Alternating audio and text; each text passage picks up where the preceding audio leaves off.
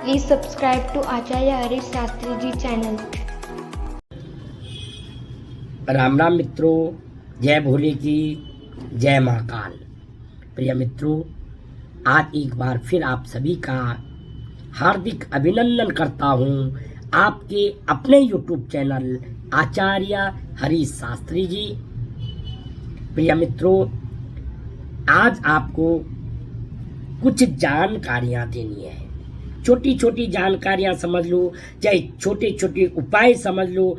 ये छोटे छोटे रास्ते हैं जो आपके जीवन को कुछ हद तक, मैं पूरे 100% तो नहीं बोलूँगा, लेकिन आपको निश्चित इससे फायदा होगा, ये मैं विश्वास के साथ आपको बता सकता हूँ। अगर मित्रों, अगर आपका व्यापार नहीं चल रहा है, आपने लाख कोशिश कर ली लेकिन व्यापार में नुकसान, व्यापार चला रही हैं लेकिन फिर भी नुकसान, व्यापार बंद होने के कगार पे, मुसीबतें बढ़ती हुई दिख रही हैं व्यापार में, तो आज आपको एक छोटा सा उपाय, बिल्कुल छोटा सा, कुछ नहीं करना। आपने एक मिट्टी का दीपक लेना है, एक मिट्टी का दीपक लेना है। और उस दीपक में अगर आपकी मर्जी है थोड़ा बड़ा ले लो तो ज़्यादा अच्छा है, अगर बड़ा न ले सको तो छोटा सा दीपक मिट्टी का लेके उसमें थोड़ा सा आपने क्या करना है, काले तिल डालने हैं। उस दीपक में थोड़े से काले तिल डालने हैं और एक सेंधा नमक का टुकड़ा या पिसा हुआ सेंधा नमक भी आप डाल सकते हो। ये दो चीज हो गई। उसमें थोड़ा सा साबुत धनिया डाल देना है और थोड़ा सा पीली सरसों डाल देनी है। ये सब आपने उस दीपक में, मिट्टी के दीपक में रखनी है और फिर उसको अपने ऑफिस में रख देना है। फिर आपने देखना है कि पिछले महीने में और इस हफ्ते में जब से आपने ये दीपक रखा है अपने व्यापार स्थल में, अपने ऑफिस में या फिर अपने दुकान पे, तो पीछे और इस समय में कितना फर्क है ये आपने देखना है। मित्रों, एक चीज और है, अगर आप ने किसी को अपनी पत्री दिखाई है और उसने कहा है कि आपका राहु, चाहे महादशा हो, चाहे अंतरदशा हो, चाहे प्रत्यंतर दशा हो, किसी भी तरह का आपकी जन्म पत्रिका में राहु चल रहा है तो राहु के उपाय साथ में अवश्य करें, क्योंकि राहु तन मन धन तीनों को ही तंग करता है। शरीर तंग होता है, मानसिक परेशान करता है, धन का नुकसान होता है, स्वास्थ्य का नुकसान होता है, ये राहु करता है। तो राहु के लिए कुछ उपाय हैं। वैसे तो आपको बताए होंगे जिसने आपकी राहु की दशा बताई हो, लेकिन विशेष जो मेरे आजमाए हुए उपाय हैं वो मैं सबसे पहले आपको बोलूँगा, आप भैरव बाबा मंदिर जाओ, चाहे बुधवार, चाहे शनिवार, चाहे रविवार, महीने में एक बार कर लो, बहुत है। आपने क्या करना, भैरव बाबा को 9, 18 या 27, आपकी जितनी जेब है, जितना आप कर सकते हैं, या 9 या 18 या 27 लौंग भैरव बाबा को चढ़ा देनी है। और भैरवनाथ को, भैरव बाबा को एक सरसों के तेल का दीपक जला देना है। अगर आप मदिरा पान करते हैं तो थोड़ा मदिरा, शराब जो है वो भगवान भैरव बाबा को चढ़ानी है। और अगर आप नहीं पीते हैं तो इमरती ले लेना, थोड़ी सी 51 रुपए की इमरती लेके इमरती का भोग लगा देना।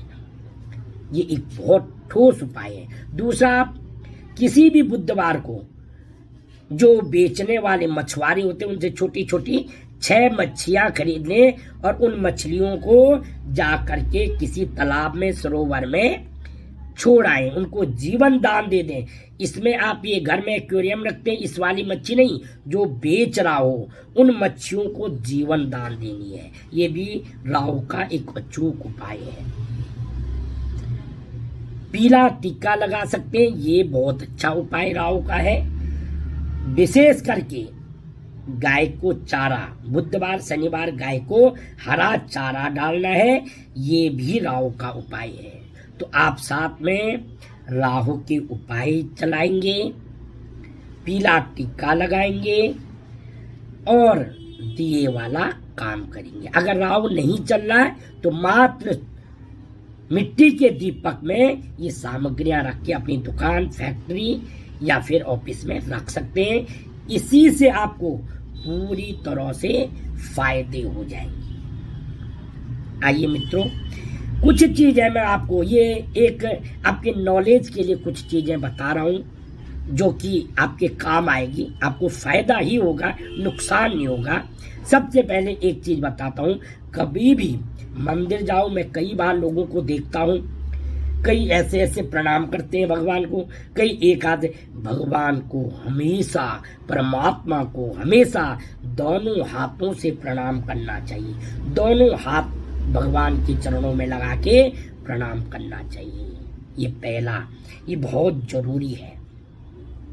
दूसरा एक है कि कभी भी सोए हुए व्यक्ति के चरण स्पर्श नहीं करने हैं, उनके पांव नहीं छूने हैं और उनको प्रणाम, सोए हुए व्यक्ति को कभी भी प्रणाम नहीं करना चाहिए। ये दूसरी बात है। तीसरी बात एक मैं देखता हूं, ये भी एक आपके नॉलेज के लिए बात है, कभी भी हो मंदिर जाओ, कहीं भी जाओ, किसी के दीपक से अपना दीपक मत जलाओ, किसी के जले हुए दिए से आप अपना दिया बिल्कुल मत जलाओ। इससे नुकसान होगा, फायदा नहीं होगा। हाँ, किसी ने दीपक जलाया हुआ है, अगर वो आपके देखते देखते आपको लगता है कि ये शांत होने वाले हैं, ये दीपक बुझने वाला है, तो उस दीपक में अगर घी वाला है तो थोड़ा घी डाल दो, अगर तेल वाला है तो थोड़ा तेल डाल दो, उस दीपक को पुनः जला दो जिससे वो और लंबे समय तक जलता रहे।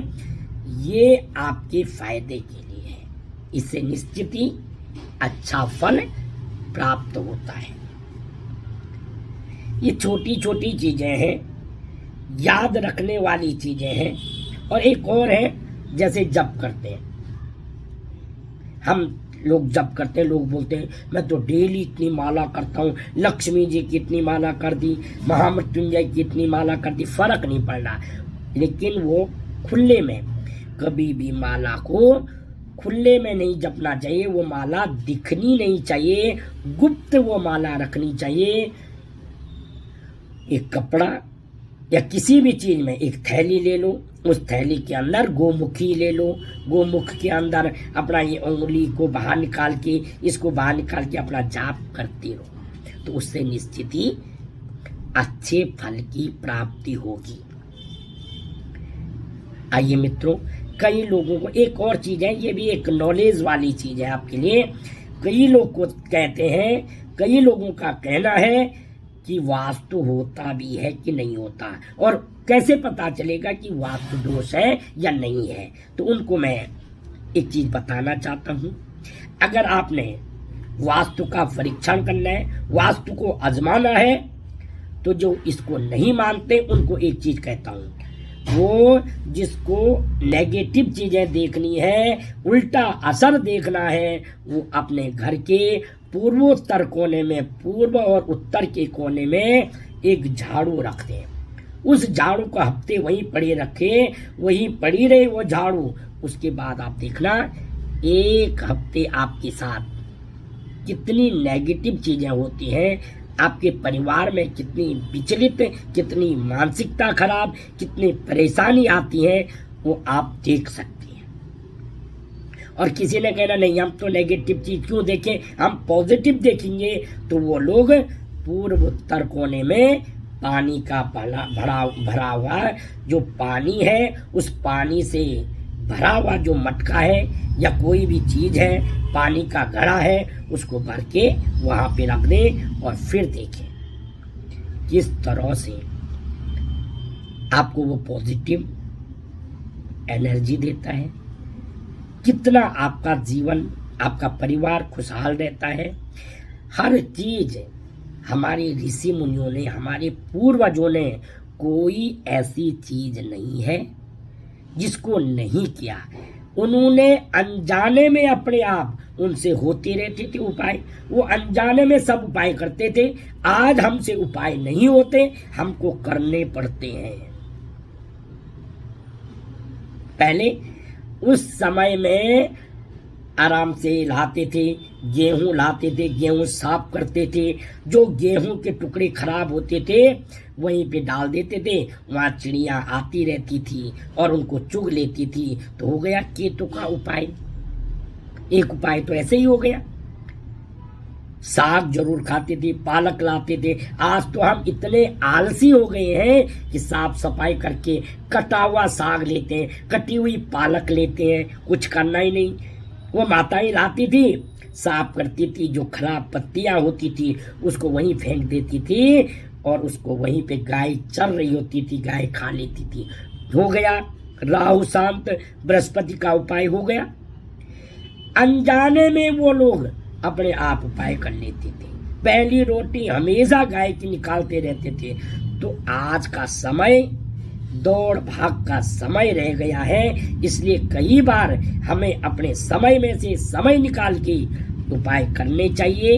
इन चीजों का जब जब हम इस प्रकार की उपाय करेंगे तो निश्चित ही हमारा जीवन बहुत अच्छा हो जाएगा।